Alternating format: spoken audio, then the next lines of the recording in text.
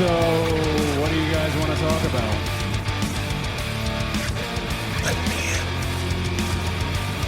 You can call this the New World Order of Wrestling, brother. Put out the caution tape. Put out the orange cones. Acknowledge me. We have a jam-packed show for you here on KPHR as we chat about the week that was and the week that will be in professional wrestling. What is happening with all of these titles?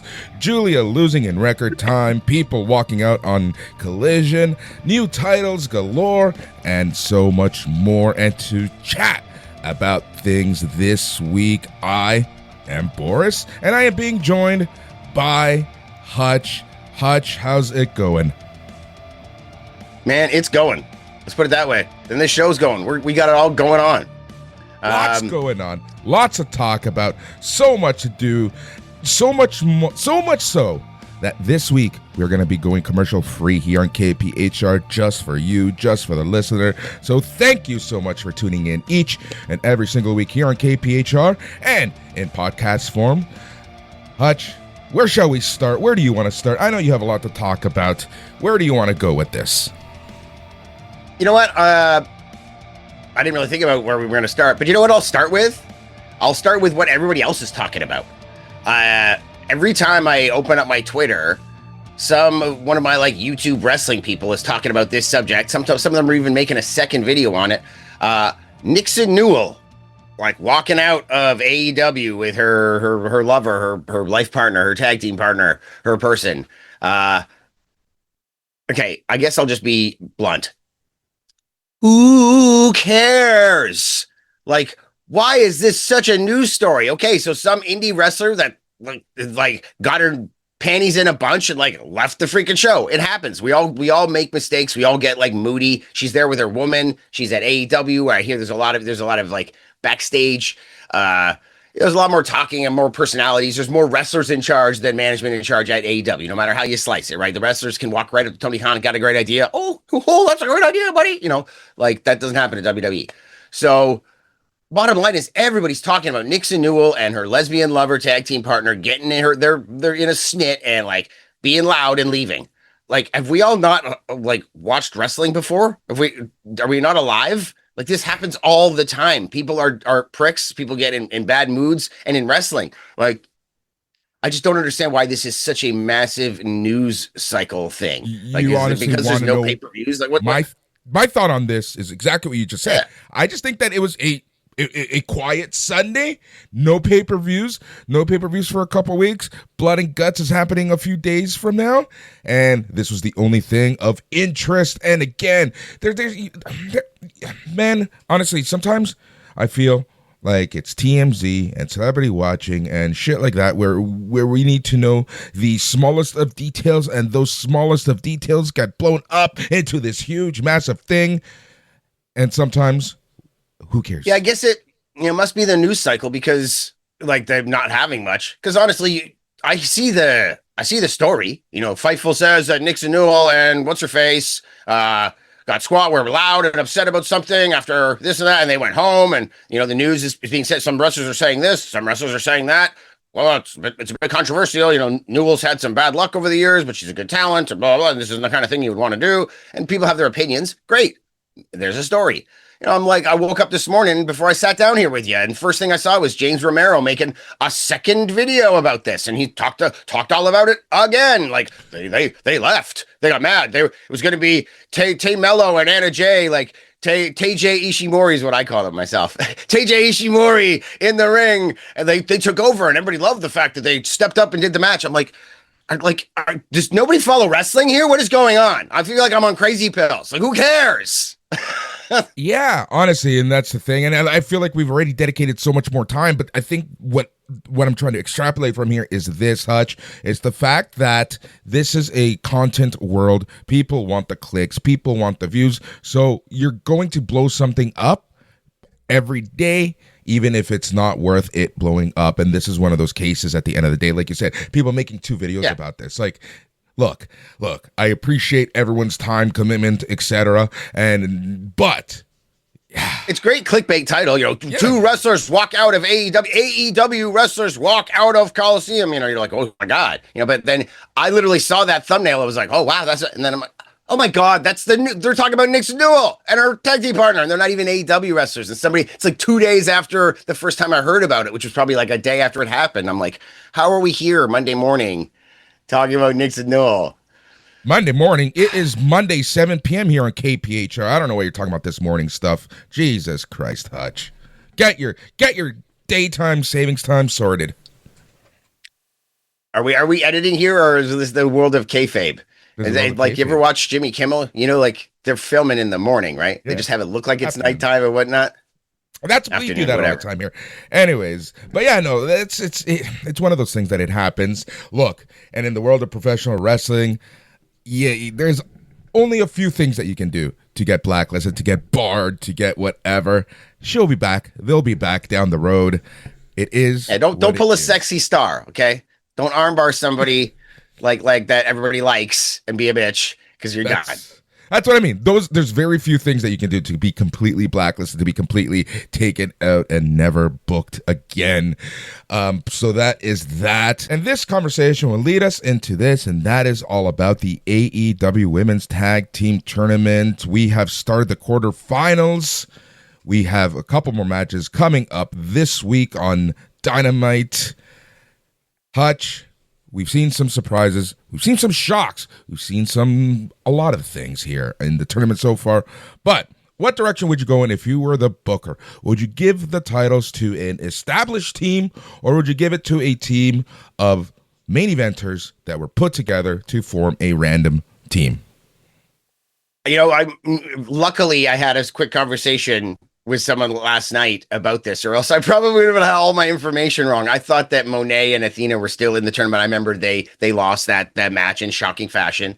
And Aminata and Hayter, I know Aminata's injured slightly, so that's why they cycled them out of the tournament. So I thought that's what I kind of thought they were going to do. Aminata and Hayter, like, they could use a title because people love them, darlings. I thought perhaps Monet was just going to get another title. So those were the two directions I thought they were going to go. Third direction is give something to Toni Storm and Mina Shirakawa, but Toni doesn't really need this.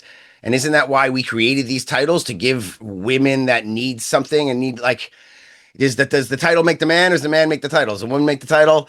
But I don't know, man. Like, I guess I got to make sure you're not drinking, because you don't expect me to do this often. But Boris, I'll shoot it back to you instead of talking for a half hour. Like, what would you do if you decided to have a 16-person tournament? Like, I hear that Teiji Ishimori, Tay Mello, and Anna Jay, they had a match that I got confused. This is another part of my conversation last night with Buddy. Like, I forgot that Monet got eliminated. And I heard that Tay and Anna got a lot of props for stepping up last minute, doing a good job after the whole Nixon thing. I thought their match was a tournament match, but they just had like a collision match or something. Is that correct? They just had a non-tournament match? Yep, non-tournament match. Their match this week is with Megan Bayne and Marina Shafir.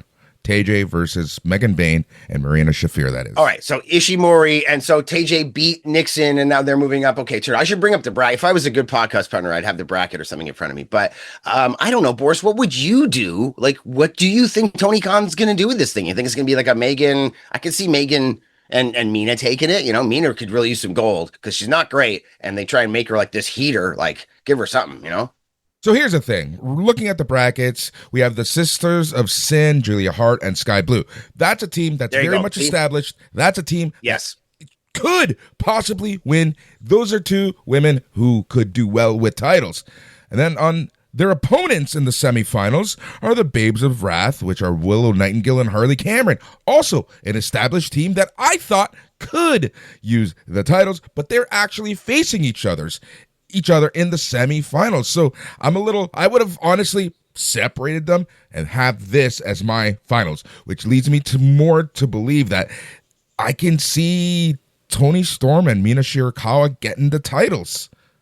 Yeah. Okay. So I should have if I was responsible, I should have the brackets up. Semifinals. So semifinals. So there's only 4 teams left, is what you're saying? Right now in the quarterfinals, we have the last few teams of the quarterfinals. Semifinals. So if you think that Tony and Mina are going to the end, that means they should be facing the more heelish team of that too.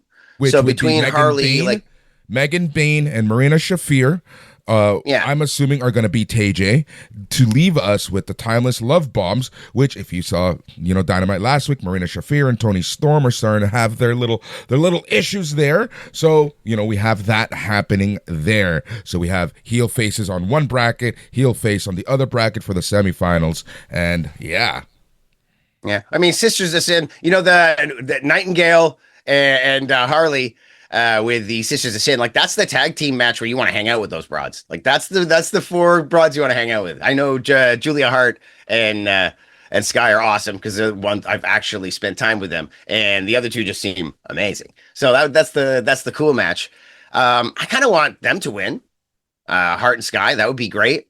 At this point, I anybody that wins, I'd be happy with because Tony and Mina. They've got so much story and class and zhuzh. Like they'll have a great time, right? They'll split screen it like color and non-color while they're doing promos or whatever. But the other teams, they're all like darlings. Like I'd take it.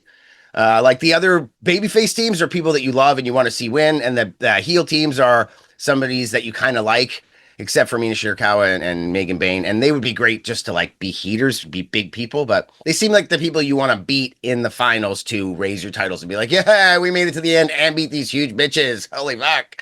So sorry to swear, but yeah, I don't know what's going on. Like, to be honest with you, I don't know what is going on with titles anymore. Like they're going to have the final of this title on the same event that they're crowning this national title. Do you want to talk about that freaking insanity? Like, sure, might as well talk about the national title.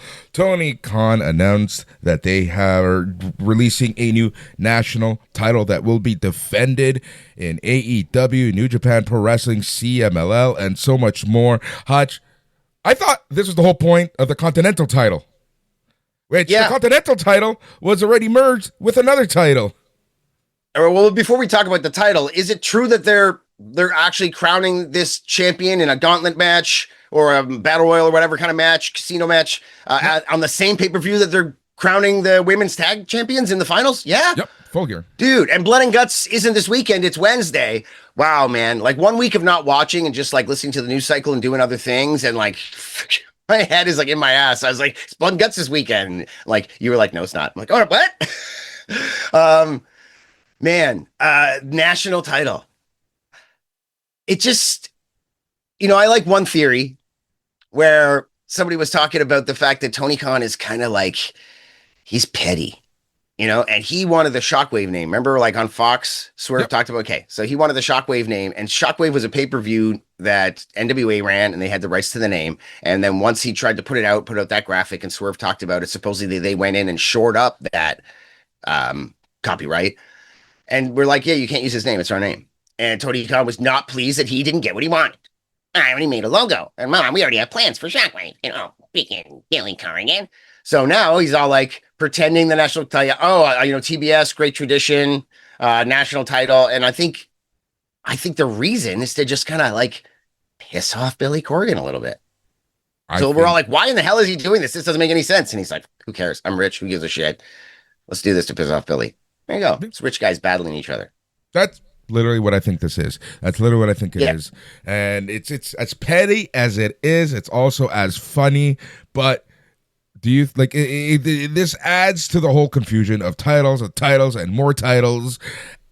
Dude, we don't even have to get into that. Like that's a whole other beast. That's a whole other beast. That's a whole other debate. But it's actually really hilarious. We'll see what happens with that. And I don't want to open up the can of worms because we only have another 40 minutes or so here on KPHR to chat professional wrestling. A lot more that we want to talk about. So that's our national title view. Let us go back to a second about women's championships, women's titles, because on SmackDown there was a huge shock as Chelsea Green becomes the women's U.S. champion in 1 minute and 30 seconds after she beat Giulia. Hutch, let's talk about this a little bit.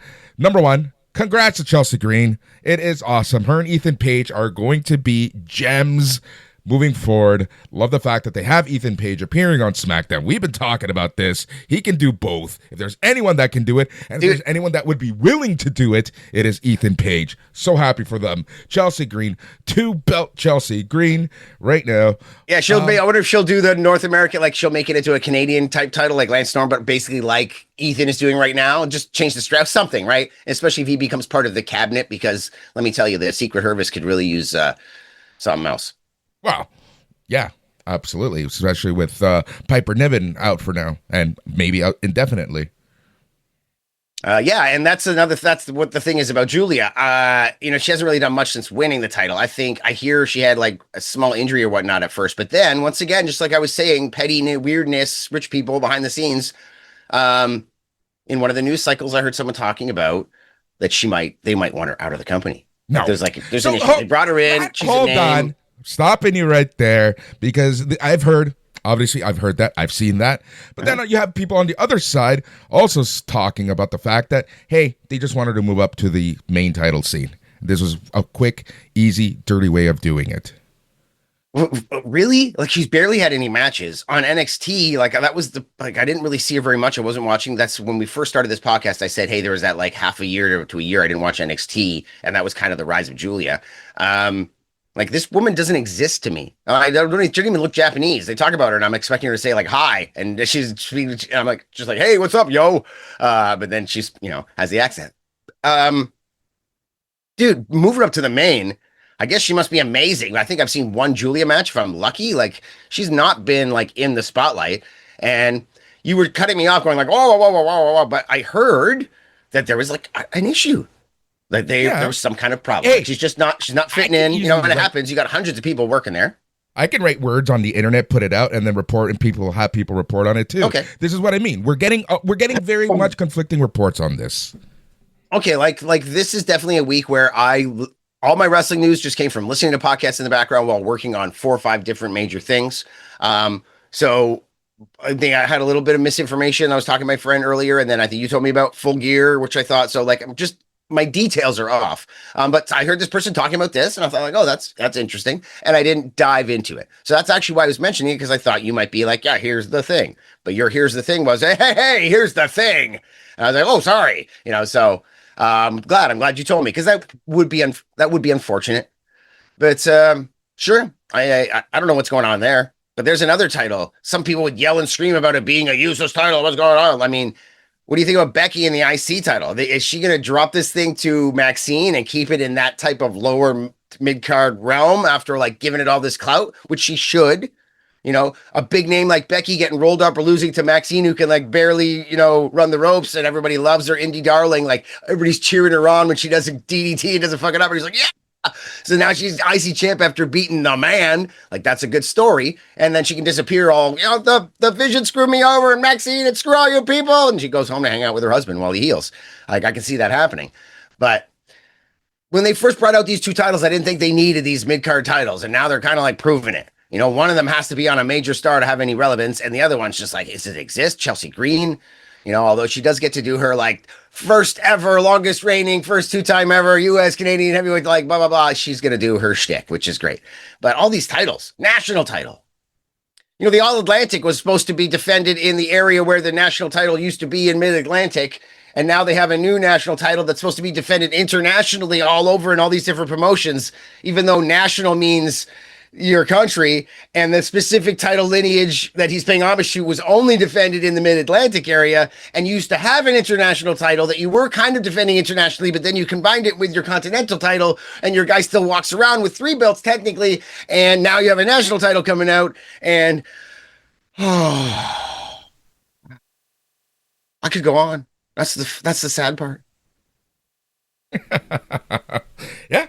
There's a lot going on in that sense. There's a lot going on in that sense. It is crazy, but yeah, excited to see what happens with Chelsea Green. I think that she is probably one of the darling characters right now in WWE.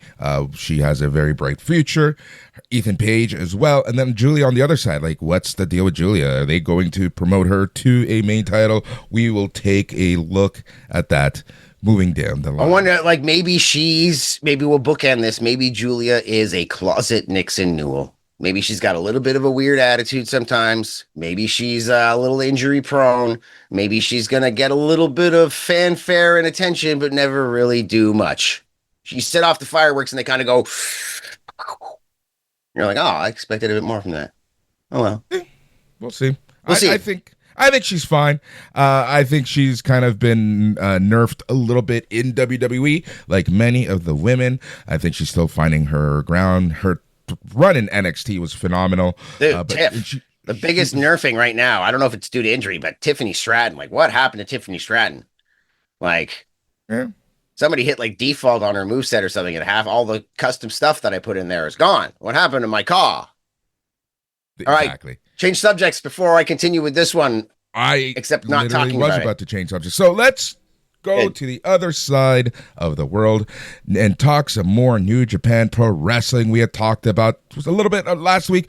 We were trying to figure out. We knew that the announcement was coming very soon, but we now know that it is Tanahashi facing Okada in his retirement match at Wrestle Kingdom 20, January 4th, 2026. Tanahashi and Okada. Disappointing, to be honest with you. I mean, they've had plenty of classics. I mean, Tanahashi was the guy who, like, put the kibosh on Okada. Like, Okada leaving the ring at Wrestle Kingdom crying, like, down the aisle as Tanahashi's like on the mic being like, hey, sorry, not sorry. Better luck next time, kiddo. And he's like, cry, like, dude, Tanahashi was like his smooth as silk gravitas while still like twisting the knife on Okada. Like, I don't know Japanese, obviously, not to the degree that I could listen to. And they didn't have the interpreters back then. Like, they didn't have Charlton just literally spit it off as they were talking. You know, you had, I think, JR back then, maybe Matt Stryker doing their English stuff. But wow, like, those were some great matches. And then just like how the Japanese do, you know, the underdog just doesn't win and doesn't win. I think it was like match 3, match 4. Finally, Okada wins. Like, Tanahashi just kept brooksing him like they always do with the older dudes. So I don't want to see this match. Tanahashi can barely move. Okada could be doing better things, especially at Wrestle Kingdom, to attract people. They probably need to sell tickets to get attention. I don't know if Tanahashi, like I'm a big fan, and I'm like, you know, I'm not that into it. So I don't think all the other big fans are going to be clamoring to see old man Tanahashi take on what could be possibly the greatest wrestler in the world. So I think they could have given him something cooler. You know, found him another older dude or mid kind of dude, and then give Okada something better. I don't know. Am I being a hater here? Yeah, it's nice. It's nice. You're being a hater. You're being a hater in general right now, but but that's why we have you here on KPHR, here on A Plus Wrestling, chatting wrestling. But yeah, Tanahashi. I'm having my Nixon Newell moment. Okay, I'm just like, man, I'll regret it later. I'll be like, man, I shouldn't have popped off backstage. Now I lost my job. I understand why it's Okada. I really do. It's one of those things where I feel conflicted, and I hope that I'm wrong at the end of the day, and they have a classic match. Also on the card, we talked about this last week with the World IWGP Championship and the Global Championship coming together as Takeshita takes on Yota Tsuji. Who do you think is going to main event this show? What, you mean like out of the two matches we just mentioned? Yeah. I don't think the Tanahashi match. I don't think it's Tanahashi main eventing Wrestle Kingdom. Although, you know, honor and respect is huge in Japanese culture, and Okada's a massive draw main event, and I don't think they're doing the 2 nights. So, I mean, maybe, but I don't think that's what you want a main event with. You want to go out with a bang. You want Yota Tsuji to finally beat Takeshita, raise both titles, and say, like, I am the future. They need to smash somebody over super hard. Okay, Goto's finally done it, and he's like the super Hanma. You know, he's like all that energy that they gave to Hanma back in the day. Like, finally winning the tag team titles. Like, Goto's that now. Like, our underdog hero, the never did, who finally did. They need a new one. He's too old. They need Yota Tsuji. They need to smash him over as I am New Japan. I'm going to take on All Japan. I'm going to take on Noah. I'm going to take on AEW. I'm going to take on Gabe Kidd. screw that guy betraying us for a paycheck. Like, he's the guy who's going to wave the banner and stand on that mountain. And man, he could do it, man. This guy's a tough dude, and he's a very interesting cat. Like, he is not. Japanese people are already fucking freaking weird as far as like the cultural, like the way, translation of interests and words and stuff. Like, Japanglish comes across so weird, and the way that they act and the things that they're into, like, it's such an amazingly cool culture, especially because of how different we are and how we communicate. And then this guy, for a weirdo Japanese guy that likes to get beat up for a living, he's already weird for those type of people. So he's a cool cat, and they could definitely push him to the top. So I think that should be your main event. There, I answered the question. Thank God, holy jeez! No, that was good. Only because I ended it with that sentence. I'm like technically answering the question. Technically, no. But I think that you want to establish that title. Obviously, I feel like Takeshita and Tsuji work so hard; they deserve the main event spot. But like you said, there's that whole respect angle with Tanahashi and Okada. We will see. Regardless, 31,548 tickets have been sold for Wrestle Kingdom as of mid last week. That is very impressive. Dude, that's great. But they're filling the Tokyo Dome. That's not good for the Tokyo. But have you seen the ticket sales the past few years? Like, they're barely doing just over 20. Like, we're already. Oh yeah, I know. This is great. Yeah, we're already definitely at 32K. 2 months from the show, not bad. So. Nobody's happy with this, though. You want more. Bushi Road wants more. Everybody wants more. We're filling the Tokyo Dome here, buddy. Let's keep going. I put our money where our mouth is. Let's go. You and me on the plane. We're going to Wrestle Kingdom. I planned it a few years ago, and then COVID happened. All right. So, well, let's not plan it then. We don't want COVID to happen again. Jeez, man. I know I know how powerful you are in the quantum universe. All right, so, there's a few things happening this week on AEW. We have Blood and Guts, so that is going to be very interesting this week. We're going to talk about that. But before we do that, WWE Survivor Series is just a few weeks away. And I feel like we have no real direction in regards to what the matches could be, where the War Games matches are going to be announced. Like, I really feel like we're in this weird holding pattern when we should be establishing matches. All right. Well, let's move to behind the scenes here, or let's move right on to the Reddit board. WWE's been floundering. We were just talking about ticket sales. Oh, some of the pictures that have been coming out lately of empty places and ticket sales non-existent, and the reputation of gouging the fans here lately with Shapiro coming out and being like, what was McMahon doing thinking about families? What a fool. And it seems very cookie cutter. A lot of endings are the same, not a lot of creative booking.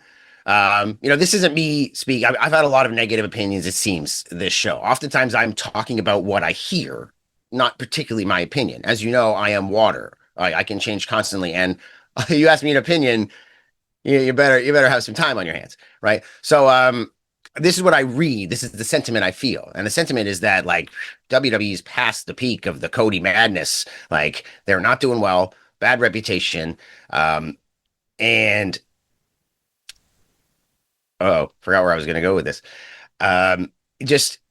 In general, I'm not sure if they're really on the right path right now in any fashion. Like, haven't been enjoying WWE programming.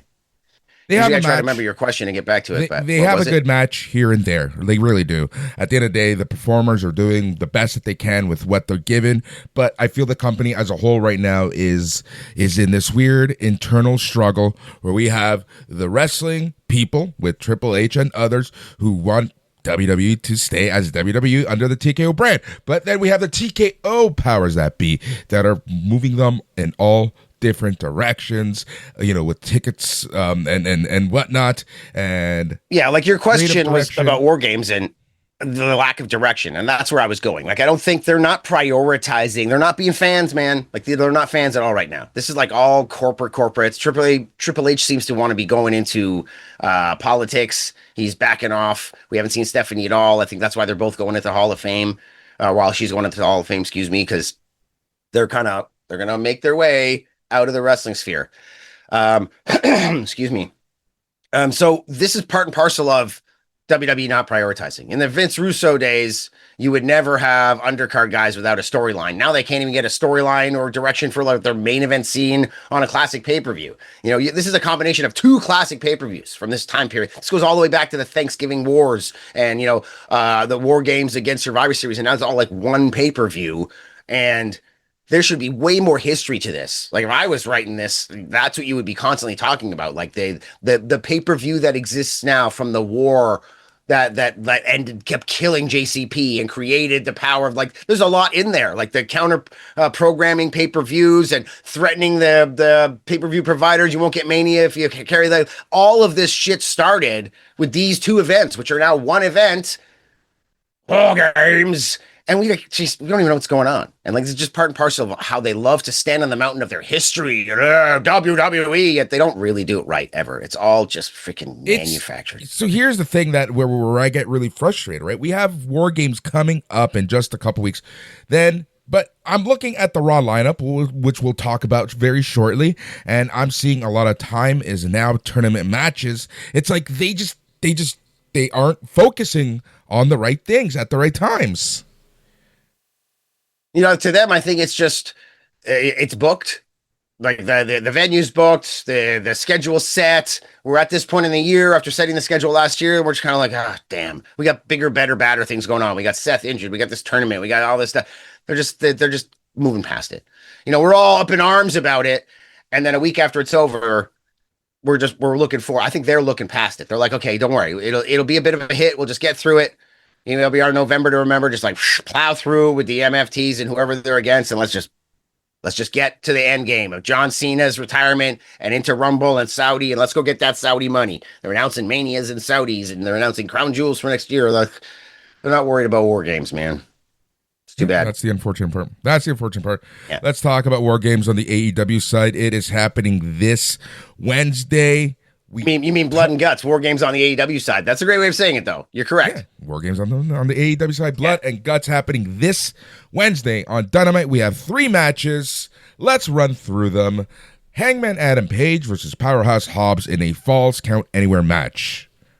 Yeah, baby. This is what I'm talking about. This is the haters online, the Hutch Henrys out there, who are like, what's the point of this match? He's obviously not going to win. And why you haven't had Falls Count Anywhere? Straight to the blow off match, not even a singles match. Dude, this is great. This is the ROH on tour where you go to see Danielson or Steen or whoever's the champ, and they're taking on someone and most likely not going to win, but it's going to be a hell of a match. Caprice Coleman's not winning the title, but man, him and Steen are going to have a hell of a main event here in the middle of butt fuck nowhere, Idaho. And you're just like, wow, right? So that's why I love AEW. It's like all of our greatest indie wrestling schlop from the 02, 03, 04, 05, all mashed into this massive powerhouse company that's on TV. So I like to look at it that way. So Hangman the champ against great big huge Hobbs in a freaking Falls Count Anywhere match in a barn in the middle of nowhere. Let's go do it. So that's how I like to look at this. I'm looking forward to this match. I am too. Honestly, sometimes those matches where the outcome, like I always say, if for a split second they can convince us that Powerhouse Hobbs, could come out on top, blah blah blah, it would that's how that they've done a good job. And I honestly think that they are going to just have a barn burner, knowing that there are 2 blood and gut matches on the card as well. Yo, and you've got Falls Count Anywhere, which means no DQ, which means the ops can interfere. Maybe it could be that moment where you're like, oh my God, they just triple powerbomb, shielded it, powerbombed him through a concession table. Is Hangman going to lose the title here? Is Hobbs going to be standing there? Remember when I said last week or 2 weeks ago, wrestling did its job here when Kyle Fletcher and Briscoe, and I was like, oh my God, is Briscoe actually going to win? And even though I knew at the end who I thought was going to win and should win won, and I was kind of annoyed because I was like, oh, they got me in the middle where I thought, is Briscoe going to win? So can they do that with Hobbs? Let's see. All right, let's talk about the women's blood and guts match. This match, oh God, when you look at the competitors, what I love about this match is that there are so many breakaway stories that can happen, and these are the people in the match: Jamie Hayter, Willow Nightingale, Harley Cameron, Chris Statlander. And we also have timeless love bombs of Tony Storm and Mina Shirakawa. That is one side versus Giulia Hart, Sky Blue, Tekla, Megan Bain, Marina Shafir, and Mercedes Monet. I remember we talked about this last week. That's a lot of bodies. That's 14 gals, right? Yep. 7 and 7? Something like that. Yeah, that's a lot of bodies. And I understand women wrestlers. They want to prove it. They hit harder than the men. They got a chip on their shoulder naturally because, the weaker sex or whatever. They want to prove, we belong here, even though they've long since proven it 100 times over. But it's just inbred. To that point, that, honestly, women's wrestling, in my opinion, is carrying both companies at times. Oh, yeah, totally. And who would have ever thought you would have said that, huh? Way back in the day. But so I understand them wanting to get in there. Even you saying, hey, I don't think women should do this kind of they want to get made. It's like finally getting that shot at Madison Square Garden. They're like, oh my God, this might be the only major cage match like this they ever have. Guys might have half a dozen in their career, but these ladies might never get this chance again, especially if they go to WWE or some other place. But I hope they don't get hurt. I'm sure they're going to have a great match. That's a lot of hands and legs and feet flying around in a lot of crazy spots. And no matter how much you get in the gym, women do not have the tensile tendon strength and upper body strength that men have. And a lot of these power moves and a lot of these moves, I just hope nobody gets hurt, but I'm looking forward to it. Don't hurt my Giulia Hart and my Sky Blue. These every gal in this, I have affection for, even Monet, they all have their place in my heart. So I hope it's a good match. I don't really want to see anybody covered in blood. I know Tony Storm's going to get covered in blood, man. My concern with this one match is because everything that you said, I feel the same way. They're going out there to prove that they belong, which means that they are going to do some insane, crazy spots. I don't want the women's tag team tournament ruined because of this match. There's a lot of people that are still in the tournament in this Blood and Guts match. I just hope that everyone is safe and comes out feeling okay at the end, and we can continue that women's tag team tournament without further changes to the actual competitors. Last thing we need is more injuries in AEW and wrestling in general. That's my one thing about this women's Blood and Guts match. The last thing we need is somebody getting a warhorse type, split lip kind of thing. Imagine Tony Storm with a scar down her freaking across those red lips, and ruining the gimmick there. Maybe Shirakawa. I'm sure somebody can handle a facial scar. One of these gals. Forget Harley Cameron with a facial scar and a face protector, and it's still hey boys, just wrestling was fun, but I should have really been a comedian because wow, wrestling took it out of me. She got missing teeth and stuff. She's but she'd pull it off. But yeah. This will be fun. But the men's match is only what? It's 4-on-4, 5-on-5? 5-on-5. Men's match, Darby Allin, Roderick Strong, Mark Briscoe, Orange Cassidy, Kyle O'Reilly versus the Death Riders, John Moxley, Claudio Castagnoli, Wheeler Yuta, Daniel Garcia, and Pac. This is either going to rehab the Death Riders or it's going to be more of the same. I don't think they ever really lose these kind of big major, all group chaos matches, right? The last Blood and Guts, the Stadium Stampede, Anarchy Arena, when they're involved, they usually win, right? Yep. More often than not. And then they can go off and lose their tag matches in single match. Yeah. So, they could win. This is a catalyst. I'm trying not to babble, but there's a lot they could do here. This could be the catalyst for the end of the Death Riders. This could rebuild the Death Riders. You could have somebody show up and shore up their numbers and help them win. You could do, what I want to do if I had my fantasy booking. What do I want to do, Boris? You tell me. I want to have Roderick Strong join the Death Riders and be with his wife and kick everybody's ass. That's what I want. That, honestly, I want something that puts Roddy on TV and in the ring more often. Since you mentioned this last week, honestly, I was thinking about it when I listened back to the show because yes, I listened back. I mention this every time somebody gives me a chance. Sorry, I know it's fantastic, but Roderick Strong joining the Death Riders isn't an insane idea, and I can honestly see that being how they win. That's honestly it. Yeah, but I'm not saying that it's the perfect fit. I'm just saying, the dude's getting cucked out. His wife is there with Moxley, every week, carrying the briefcase. She's right up, she's a great right-hand man. And you can tell there's no sexual tension. Everybody knows that Moxley's with Renee. So it's great that it's this very, even though China and Triple H were together, it's this very, it's this very professional, almost like noble, like kind of like wholesome relationship where she like kicks the shit out of people for him. You know, it's great. But Roddy should be with his wife. And you may not think personality wise, but you know, the peak Roddy, Adam, like crazy Roddy, that's where you'd have to go. But the bottom line is, think of the wrestler Roddy Strong, like the way he works, how strong he is, his moveset, how crisp he is, his timing, everything. Like, bro, him and Claudio would just rule the tag division. They'd kick the shit out of everybody. And I just think Roddy as a worker and with his background and with his wife and like, you know, go watch my short. Go to Hutch Henry's, man. Like Steiner Brothers position with Mina Shikara standing over him. Like, I need, you know, anyways, you know what I want to do. I said it that way because I didn't want to be the one talking about it. I thought you'd be like Roddy Strong. I'd be like, Roddy Strong, you gave me the opening, man. So here we go. But that's what I want to do. But I don't know. I guess give Darby a win as mishmash good guy team. Is it haterish of me to just be like, who cares? Are we going right back to the beginning of the podcast with Nixon Newell? Like, who cares? Full circle moment here on A Plus Wrestling, here on KPHR. Nothing wrong with that. Nothing wrong. Here's the thing.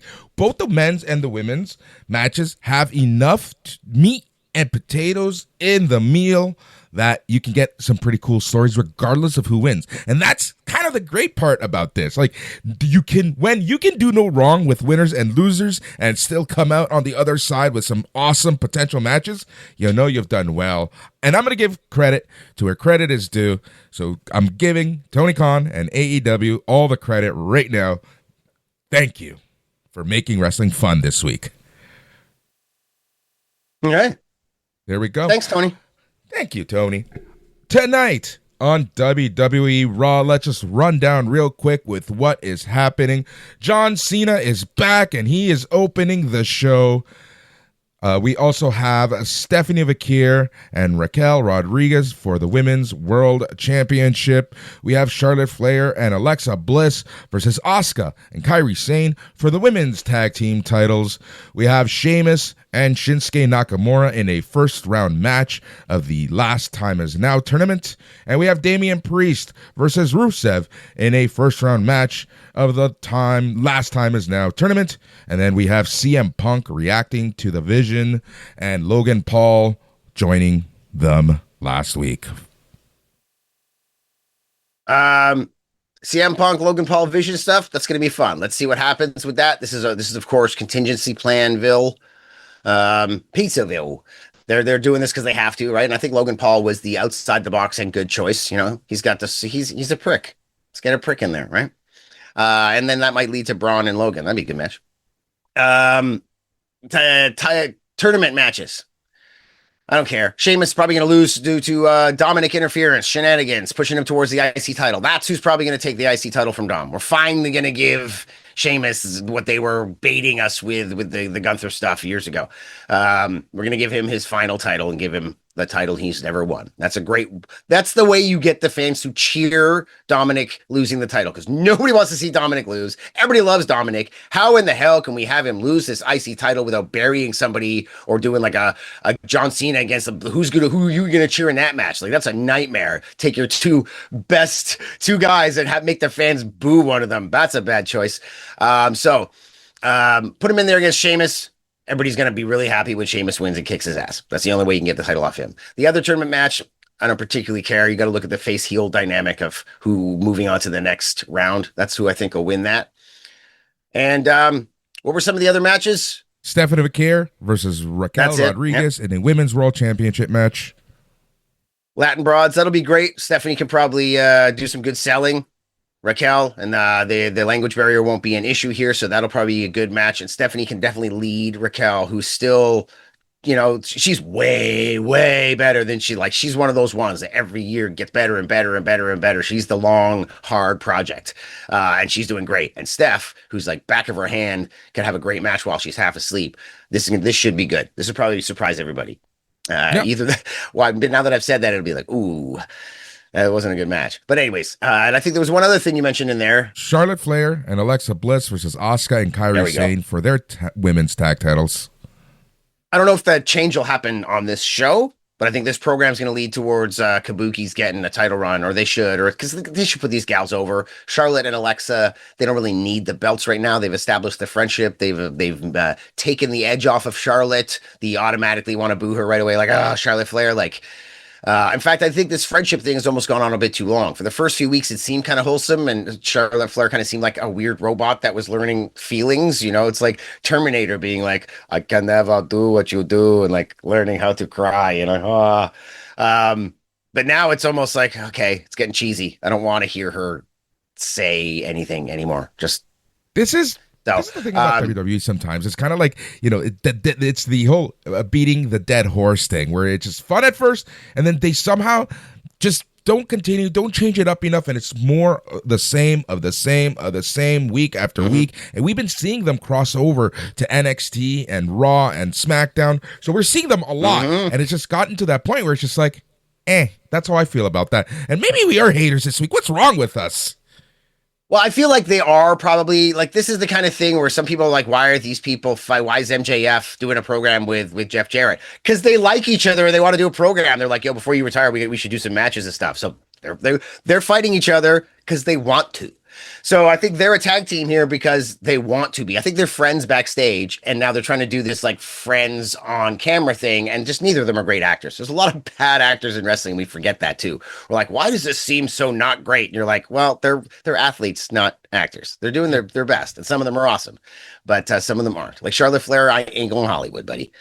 So I think that they're friends, backstage, but it has lost its luster. I don't know. And Kabuki's can take it. Yeah. And the last thing announced for Raw starting very shortly, John Cena is opening the show. He is apparently having a match at Survivor Series, and we're going to hopefully, get something announced for Survivor Series. He's not in that. He's not in the War Games, right? Everybody thought he was going to be in War Games for a while. Everyone thought he was going to be War Games. People are thinking he's going to face Dominic. We don't know. This is where we're at in WWE. So it's an unannounced match, huh? Nothing's been announced for Survivor Series yet.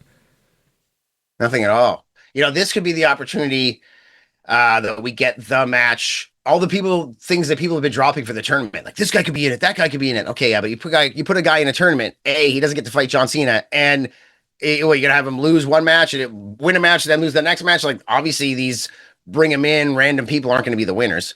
So we could get Cena against Hendry, Cena against Cardona.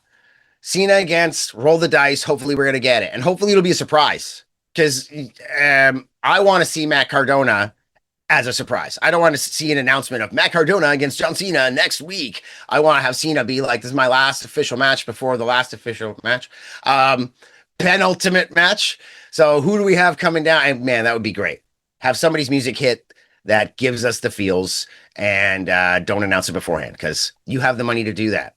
Independent promoters like myself and Boris, like, I can't fly a guy in and pay for a hotel and not make a poster and sell tickets based on this person. I don't care who the hell it is. I don't care if it's goddamn like Rhino and Tommy, like whoever. You bring in some old fart.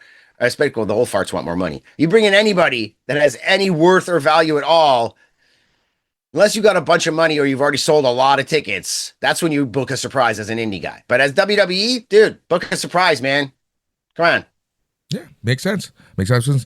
That is WWE Raw. That is happening very shortly. Hutch, we are running out of time, but before we go, where can they find all of your half-decent to good work? Thank you. At Hutch Henrys on all your socials. Follow at Demand Lucha as well. And yeah. What's happening with Demand Lucha? Like you guys have been pretty busy. Show coming up. Hey, we got every year we have a very merry Lucha Christmas, or a very merry Lucha Libre Christmas. And this year we've got the nightmare before a very merry Lucha Libre Christmas. Like we decided to be able to, so bam, go check it out. November 20th. Should be fun. And yeah, usually I'll drop like a main event. We got this guy coming in. It's gonna be fun. We got a lot of cool stuff going on. We got bringing in a lot of the luchas that we had in Vegas for WrestleMania weekend. So like Brillante, Latigo. I think we got a few other guys. So this is gonna be lucha heavy. A lot of flights, a lot of guys cramming into cars. So not a lot of huge names, but gonna be a lot of huge action. Awesome. That is Demand Lucha. You can find all things A Plus Wrestling over on the A Plus Productions website, aplusproductions.com.